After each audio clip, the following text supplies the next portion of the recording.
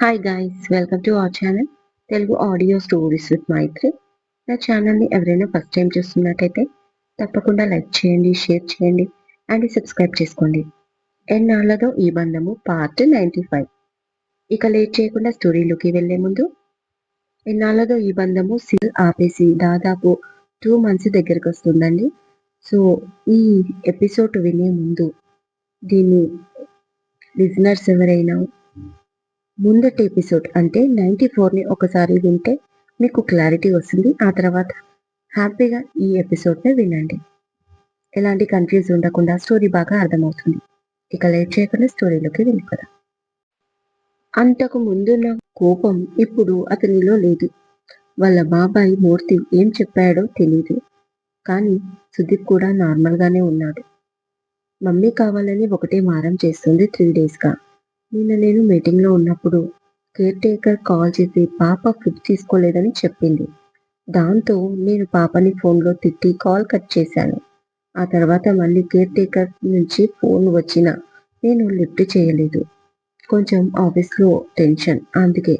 దాంతో mid night వచ్చేసరికి పాపకి ఫుల్గా ఫీవర్ ఉందని మమ్మీ చెప్పింది. అప్పుడే హాస్పిటల్కి తీసుకొస్తే డాక్టర్ పాపని చెక్ చేసి ఫీవర్ ఎక్కువగా ఉందని అబ్జర్వేషన్లో పెట్టమన్నారు అని చెప్పాడు. అప్పుడు శుభ, ఎలాగో సంపాదిస్తున్నారు కదా, అది సంపాదించేది పాప కోసమే అయినప్పుడు మీరు ఫస్ట్ ప్రిఫరెన్స్ పాపకి ఇవ్వాలి కదా అంటుంది చాలా సున్నితంగా. ఆమె మాటకి ఆశ్చర్యంగా చూస్తూ, ఇలా చెప్పేవాళ్ళు లేకే కదా ఇలా తయారయ్యాను అని కోపంగా బయటికి వెళ్ళిపోయాడు సుదీప్. అతని కోపం చూసి వెనకాల మూర్తి కూడా అతనితో పాటు వెనకే వెళ్ళిపోయాడు. వాట్ ద హెల్, ఇలా చెప్పేవాళ్ళు లేరు అంటే ఇతని మాటకి మీనింగ్ ఏంటి అంటుంది శుభ. ఏయ్ ఇష్, పాప పడుకుంది అని మెల్లిగా పాప వైపు తొంగి చూసిన సూర్య, తన భార్య ప్లేస్లో నిన్ను ఊహించుకుంటున్నాడు గురుడు అని శుభని ఒక పక్క ఇరిటేట్ చేస్తూనే, నాకైతే ఈ సిచ్యువేషన్లో నవ్వాలో ఏడవాలో తెలియట్లేదు శుభ. కొంపదీసి నువ్వు నన్ను మోసమైతే చెయ్యలేదు కదా. ఏమో, ఒకే పేరు పెట్టుకొని 2 విధాలా వాడుకొని ఆఫీస్లో జశ్వంత్ తిరుమలేష్ని ఒక స్టేజిలో నన్ను కూడా ఆడుకున్నావు. నా పైన కేసు పడ్డప్పుడు కూడా మళ్ళీ అది ఉపయోగించుకొని దీక్షని బాగా ట్రాప్ చేసావు ఆ టైంలో.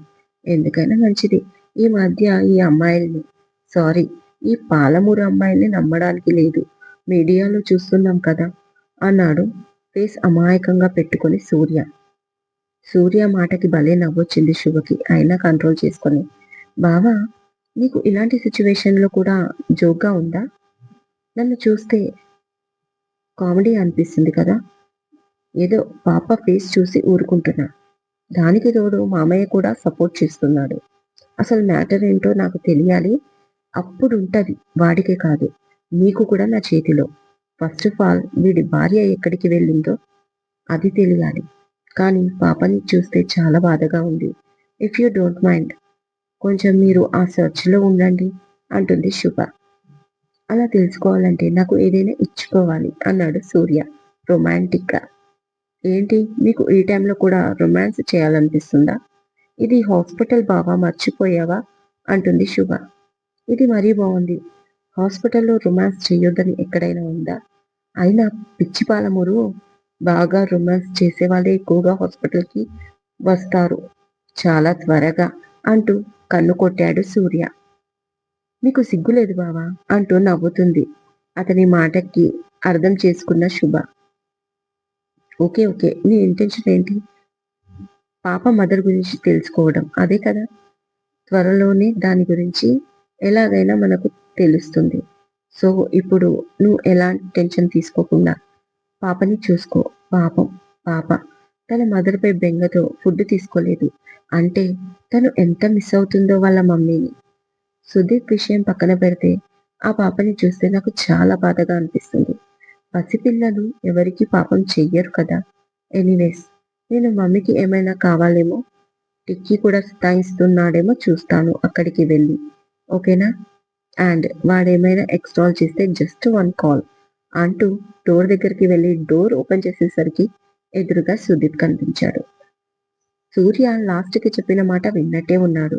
అది అర్థమైన సూర్య కూడా పెద్దగా పట్టించుకోలేదు. కామ్‌గా వెళ్ళిపోయాడు అక్కడ్నించి.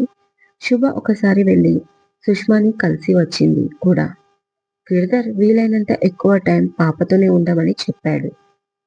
ఆయన అలా ఎందుకు చెప్పాడో అర్థం కాలేదు కానీ, శుభ అర్థం చేసుకుంది ఏంటంటే, చిన్న పిల్ల అని జాలి చూపిస్తున్నాడు మామయ్య అనుకుంది.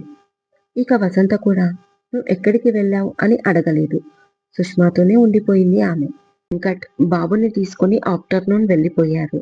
అలాగే సూర్య కూడా ఆఫీస్‌కి. ఇక పాపని చూసుకుంటూ శుభ సాయంత్రం వరకు గడిపింది. ఇక నెక్స్ట్ డే మార్నింగ్ పాపని డిశ్చార్జ్ చేశారు. ఫీవర్ కంట్రోల్‌లోకి రావడంతో ఎర్లీ మార్నింగ్ శుభ పాప దగ్గరికి రాకముందే తీసుకొని వెళ్ళిపోయారు. పాపని చూడ్డానికి వెళ్ళిన శుభకి తర్వాత తెలిసింది. సుదీప్ వాళ్ళు పాప నిద్రలో ఉండగానే వెళ్ళిపోయారని. సు సుష్మాని కూడా డిశ్చార్జ్ చేశాక నెక్స్ట్ 2 డేస్ ఇంట్లోనే ఉండిపోయింది శుభ. ఆఫీస్‌కి వెళ్ళలేదు. పైగా పాప అర్ధరాత్రి లేచి ఏడవడం, వసంత శుభకి కూడా నిద్ర లేకుండా అయిపోయింది. వెంకట్ వాళ్ళ ఫ్యామిలీ వస్తూ పోతూ ఉండడం, ఇంకా తెలిసిన వాళ్ళు సుష్మని చూడ్డానికి రావడంతో వసంతకి ఇంట్లో పని ఎక్కువ అవుతుందని. భరణి, షాపింగ్‌కి వస్తావా? అని ఫోన్ చేసి అడిగింది ఆమె. నో, నేను చాలా బిజీగా ఉన్నాను. ఎప్పుడైనా వెళ్దాం అన్నాడు భరణి. ఇప్పుడు ఎలా మరి? కిచెన్‌లో గ్రోసరీ పూర్తిగా నిల్లయింది అని ఆమె అనగానే అదో పెద్ద విషయమా? వెళ్ళి నువ్వు తెచ్చుకో. పక్కనే కదా సూపర్ మార్కెట్ అన్నాడు చాలా ఈజీగా భరణి. అది నిజమే కదా! కారుంది, కార్డుంది. ఎలాగో అనుకుంటూ ఓకే నేను వెళ్ళి వస్తాను అంటూ కాల్ కట్ చేసింది ఆమె. 5 నిమిషాలలో రెడీ అయిపోయి డ్రైవర్‌కి కాల్ చేస్తే మేడం సార్ వేరే పని మీద పంపించారు. నేను దూరంలో ఉన్నాను అని చెప్పాడు డ్రైవర్. దాంతో డిసప్పాయింట్ అయి అలాగే కాసేపు కూర్చుంది ఆమె. ఆ తర్వాత ఎందుకు టైం వేస్ట్ చేయడం అనుకుందేమో. క్యాబ్ బుక్ చేసుకొని కొంచెం దూరంలో ఉన్న స్మార్ట్ బజార్‌కి వెళ్ళింది. అక్కడ తనకు కావాల్సినయన్నీ తీసుకొని ఇంకేమైనా మిస్ అయ్యానా అనుకుంటూ అన్నీ చూసుకుంటూ ముందుకు నడుస్తుంది తన ట్రాలీ పట్టుకొని. అలా నడుస్తూ ఉండగా కొంచెం దూరంలో ఆమె కార్ డ్రైవర్ కనిపించాడు. రఫీక్ ఇక్కడే ఉన్నాడు. మరి దూరంగా ఉన్నానని ఎందుకు అబద్ధం చెప్పాడు అని కోపం వచ్చింది ఆమెకి. వెంటనే అతని దగ్గరికి వెళ్ళి రఫీక్, ఇక్కడేం చేస్తున్నావు? నేను కాల్ చేస్తే చాలా దూరంగా ఉన్నానని అబద్ధం చెప్పావు. ఇలా అబద్ధం చెప్పడమే నీ డ్యూటీనా? పని తప్పించుకోవడానికి అబద్ధాలు చెప్తావా? అని కోప్పడింది ఆమె. మేడం మీరేంటి ఇక్కడ అని షాక్ అవుతూ అడిగాడు రఫీక్. చెప్పాను కదా గ్రాసరీ కోసం షాపింగ్‌కి వెళ్ళాలని. నువ్వు రాలేదని క్యాబ్‌లో వచ్చాను. అయినా నువ్వు ఇక్కడే ఉండి ఎందుకు అలా చెప్పావు నాకు అబద్ధం? అని మళ్ళీ అడిగింది కోపంగా ఆమె. మేడం దీని గురించి నేను తర్వాత ఎక్స్‌ప్లెయిన్ చేస్తాను. ప్లీజ్ మీరు ఇక్కడి నుంచి వెళ్ళిపోండి ప్లీజ్ అంటూ మరొక వైపు భయంగా చూస్తున్నాడు అతను. అరే! నేను ఒకటి చెప్తే అర్థం కాలేదా? నాకు అబద్ధం ఎందుకు చెప్పావు? అదీ కాక నన్ను వెళ్ళిపొమ్మంటున్నావు. ఏం జరిగింది? అని అడుగుతుంది ఆమె. ప్లీజ్ మేడం చెప్తే వినండి. సార్‌కి తెలిస్తే కోప్పడతారు. మిమ్మల్ని కాదు నన్ను. మీరిక్కడి నుంచి వెళ్ళిపోండి. మీ షాపింగ్ అయిపోయిందా? సరే ఇలా ఇవ్వండి. మీరు ముందు వెళ్ళి క్యాబ్‌లో కూర్చోండి. మీ బిల్లింగ్ నేను చేసి తీసుకొస్తాను అంటూ గ్రోసరీ ఉన్న ట్రాలీని పట్టుకున్నాడు రఫీక్. అప్పుడే రఫీక్ అక్కడేం చేస్తున్నావు?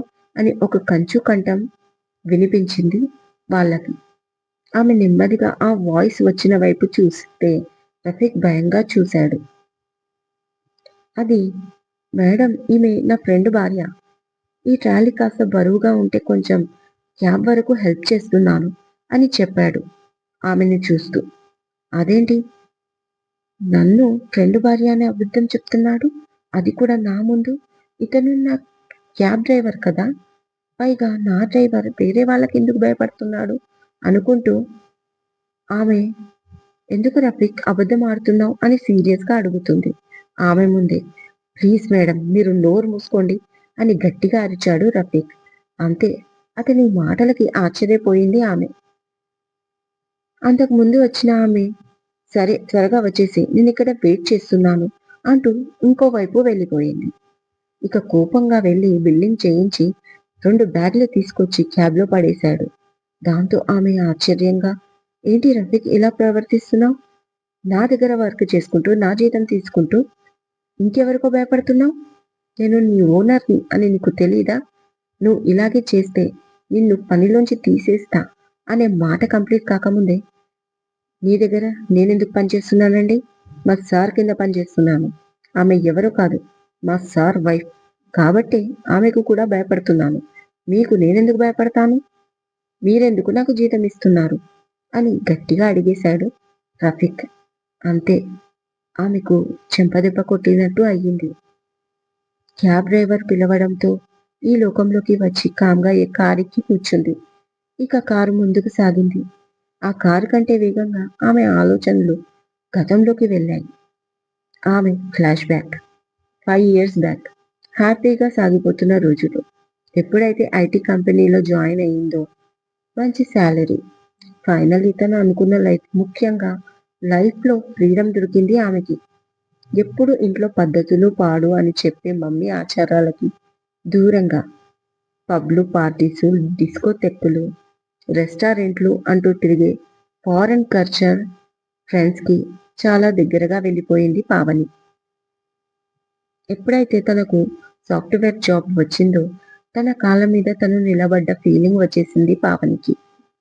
అప్పటి వరకు మమ్మీకి కనిపించకుండా డ్యాడీని రిక్వెస్ట్ చేసి డబ్బులు తీసుకోవడం, ఫ్రెండ్ బర్త్‌డే, అది కూడా వాళ్ళ ఇంట్లోనే అని చెప్పి ఫ్రెండ్ షాపింగ్‌కి తోడుగా రమ్మంది. జస్ట్ 2 అవర్స్‌లో వచ్చేస్తానని. ఎగ్జామ్స్ ఉన్నాయి కదా! ఫ్రెండ్స్‌తో కలిసి స్టడీ అవర్స్ మమ్మీ, కాస్త లేట్‌గా వస్తాను అని.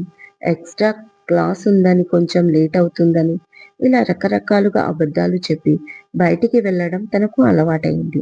బట్ ఇప్పుడు అలా కాదు. కంపెనీ కార్ ఇంటి ముందలే ఆగుతుంది. అందులో కూర్చొని దర్జాగా ఆఫీస్‌కి వెళ్ళాలి. వర్క్ అవర్స్ అయ్యాక ఇంటికి రావాలి. ఇక వీకెండ్‌లో అయితే చెప్పనవసరం లేదు. ఎక్కడికి వెళ్ళినా కొలీగ్స్‌తో వెళ్తున్నాను. డ్యాడీ సేఫ్టీగానే ఉంటున్నాను అని చెప్తే చాలు. ఆ రోజు తనకి బాగా గుర్తుంది. ఏదో రెస్టారెంట్‌కి ఫ్రెండ్స్‌తో కలిసి వెళ్ళింది.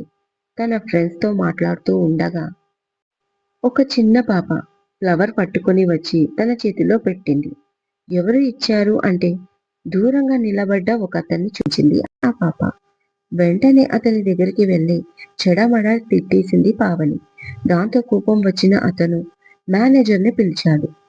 బట్ ఆ తర్వాత తెలిసింది ఏంటంటే ఆ ఫ్లవర్ ఇచ్చిన అతను వేరే. పైగా అది రాంగ్ అమ్మాయికి వెళ్ళింది అని. ఆ ఫ్లవర్‌కి అతనికి సంబంధం లేదు. సేమ్ టైమ్ ఆ ఫ్లవర్‌కి తనకు కూడా సంబంధం లేదు. ఇదండి ఇవాళటి ఎపిసోడ్. ఈ ఎపిసోడ్ మీకు నచ్చినట్టు అయితే నాకు కామెంట్‌లో చెప్పండి. అలాగే లైక్ చేయండి, షేర్ చేయండి, హైప్ ఇవ్వండి. సబ్స్క్రైబ్ చేసుకోండి నా ఛానల్‌ని. మరొక మంచి ఎపిసోడ్‌తో మీ ముందు ఉంటాను. బై.